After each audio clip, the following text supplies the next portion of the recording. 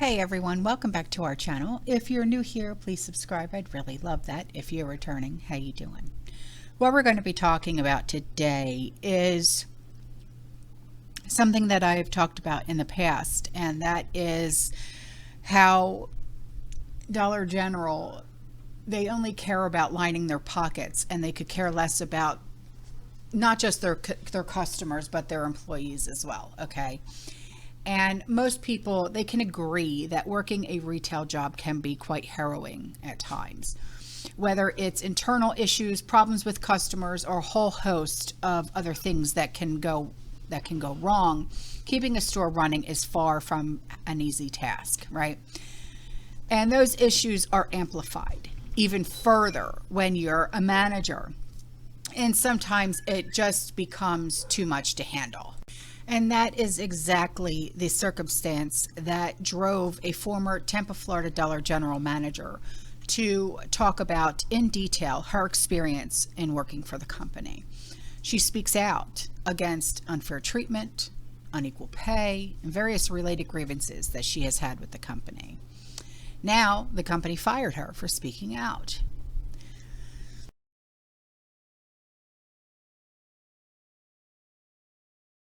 Okay, so I've got to make a little bit of a statement about this video.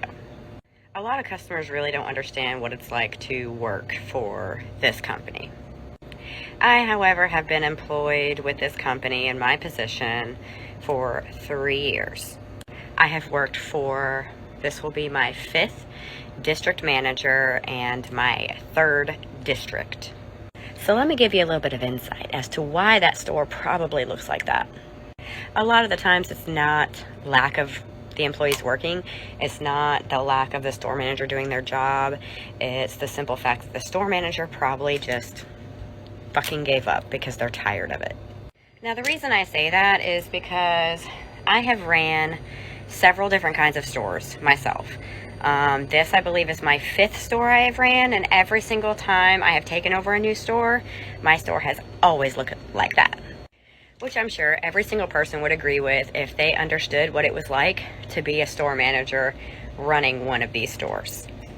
So let me just break it down for you a little bit. The store I run now is considered a Tier 3 store, which is a $3.5 million store. To the company, that is considered a high volume store. I have 3 registers, 1 is a self-checkout.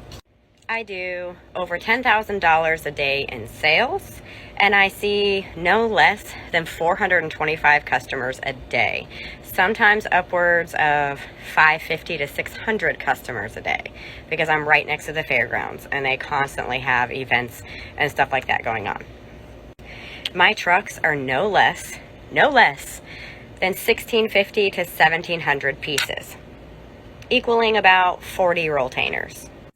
I get 2 fresh trucks a week, yes, 2, and my first one that I get is anywhere between 100 to 200 pieces, and my second one I get is well over 300 every single week. My store also sells produce, and guess what?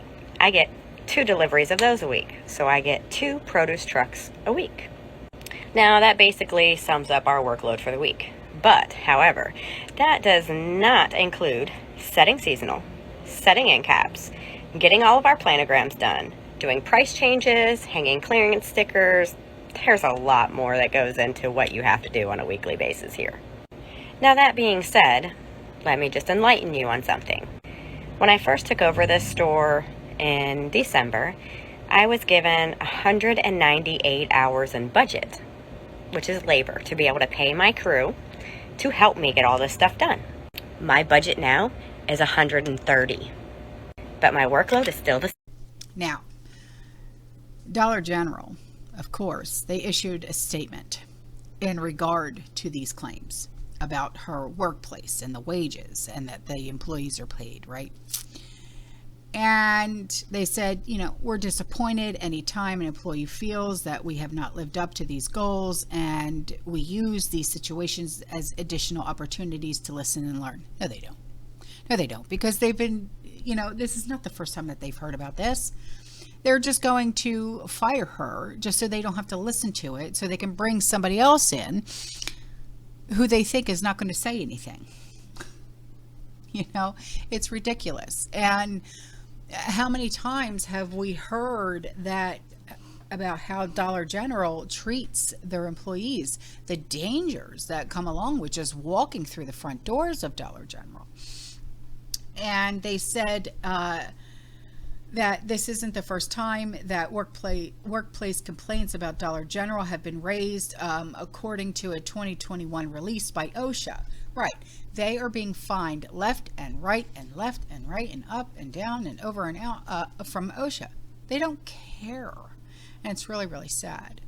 And the budget retail company continues to put workers at risk, and due to a variety of violations. And OSHA has issued over $3.3 million in penalties across 54 Dollar General locations that were analyzed. They don't learn their lesson because they just don't care. Now, all right, guys, I'm out of here. I will see you in the next one. Okay, you stay safe, you stay positive, you keep prepping, and as always, fear less. Ciao.